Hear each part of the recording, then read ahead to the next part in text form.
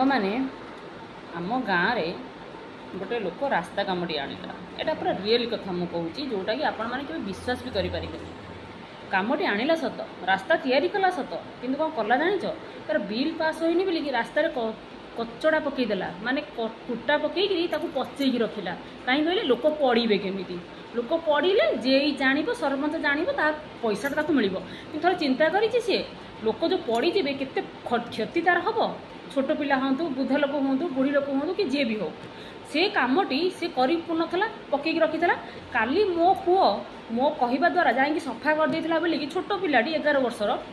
ताकू कौन कहले जानिच बहुत खराब करी कहले तोते किए कहला सफा करिया को आम बिल मिलनी तो माँ को कहीं कहूला किए सफा करने आम से कादुओ पकईदेबू आहरी आणिकी माटी गदा करू